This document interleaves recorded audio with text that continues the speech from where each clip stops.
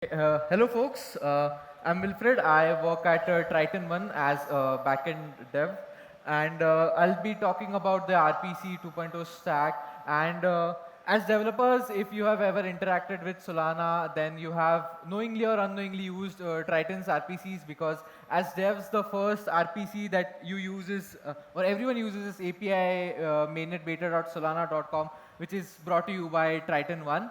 And so moving on, we will first understand why the current RPC stack is not enough. So the current RPC is inside the Agave validator. So there is just one binary which has the validator operations and then the RPC operations. And it's just too many things in a single binary. So it simply just does not scale well because you have users requesting, doing millions of RPC calls, and then you have also the network operations that are being going on. So scaling is, it scales well, it works well, but it has had repeated problems. So that's why now we need to think about a broader perspective. So ideally, what should a fix have to this problem?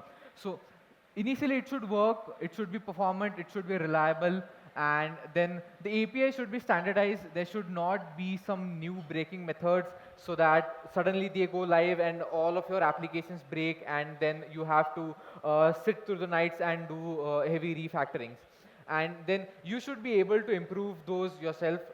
Let's say your applications have some XYZ need, and you think that some certain parameters in the RPC method would be good to have. So you should be able to add those parameters to that, remove some parameters and things like that. And then there should also not be vendor lock-in, because this is an often ignored point, a less thought of point, but it ends up becoming a foot gun, because as developers, the responsibility lies on us to make the management aware that if we are using some API, then it can entrap us into a vendor lock-in.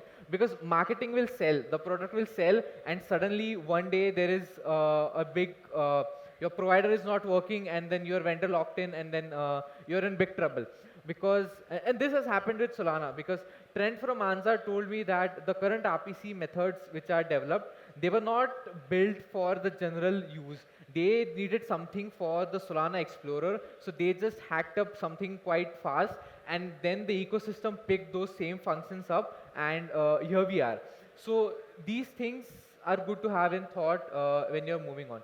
And then should also not sandwich you, because there have been reports multiple times in the ecosystem that some providers have been rumored to be sandwiching you or doing foul play with your data or your transactions. So the TLDR is that you should not get screwed. So how do you get all of this at once? And the answer is open source. When the software is open source, it is in front of everyone, so things are achievable. So what is Triton 1 doing to help with these things? So we have Project Yellowstone, we have pioneered Project Yellowstone, which is a lot of projects. We can categorize them into a read layer and a write layer. The read layer has the Dragon's Mouth gRPC, which is also Yellowstone gRPC. So if you have ever used gRPC on Solana, this is what you have used. And then we have Vixen, which is a parsing framework. We have Old Faithful, which is archival data storage. We have the Dash API for token NFT queries. And then on the right layer, we have Jet, which is fast transaction delivery. We have Cascade, which is a transaction and bandwidth marketplace. And we have Shield, which protects you from bad leaders. So this altogether makes the RPC 2.0 stack, which is essentially decoupled from the central Agave processes. So we'll first talk about the read layer.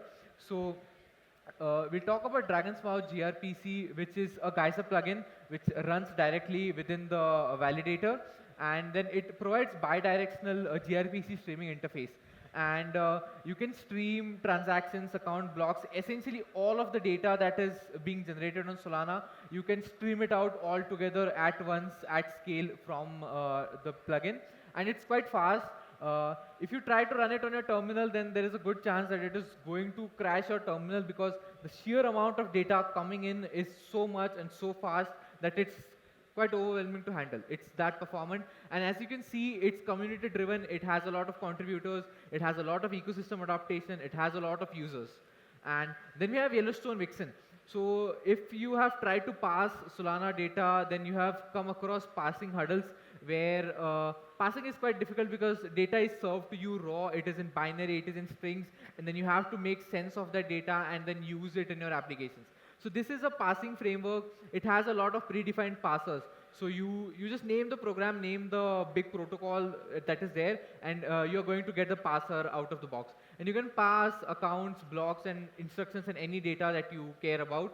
And it has built-in gRPC support as well. So this was ground up built for scalability, for performance. So when you can plug in directly your gRPC endpoints and get parsed data streams. So you don't need to subscribe to gRPC separately, get the data, parse it, and then use it in your applications. You're getting parsed streams out of the box.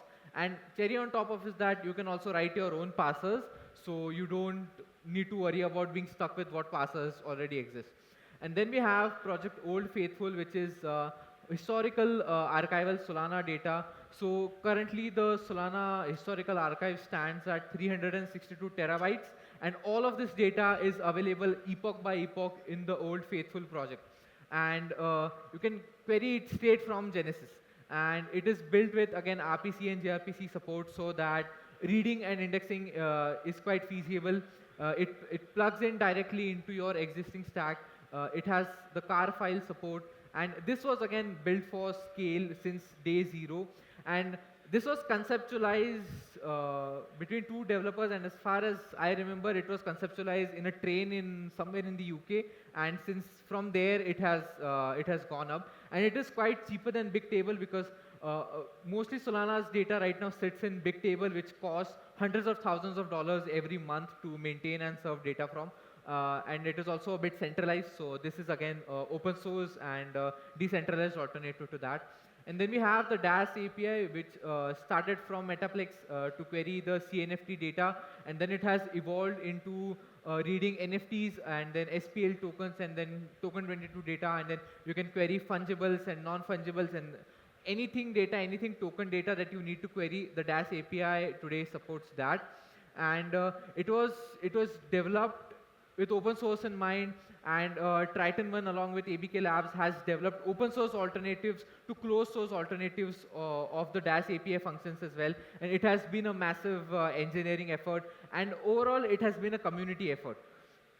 And then now we can move on to the right layer.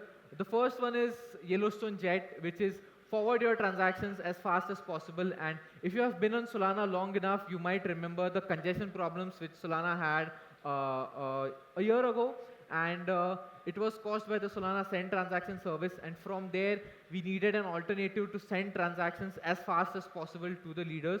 So that's where Jet was built. And then it supports stake-weighted bandwidth. You might have heard. And then it also uses Quick, which is quite performant, quite reliable. So all the fancy tech terms are there.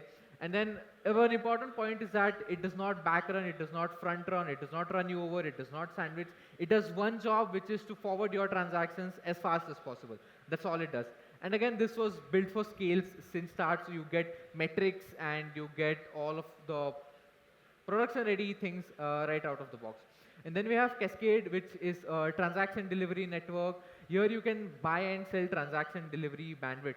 So when a validator has stake, they have a priority bandwidth for delivering transactions to the leaders.